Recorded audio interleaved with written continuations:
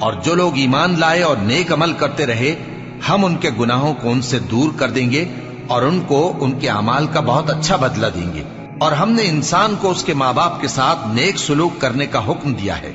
اے مخاطب، اگر تیرے ماں باپ تجھے مجبور کریں کہ تو میرے ساتھ کسی کو شریک بنائے جس کی حقیقت کی تجھے واقفیت نہیں، تو ان کا کہا نہ مانیو۔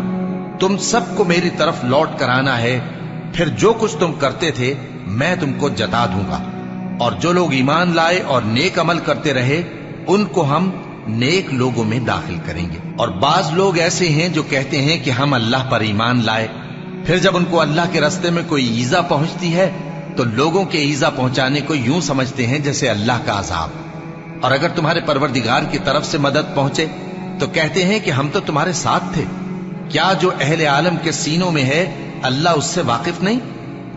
اور اللہ ان کو ضرور معلوم کرے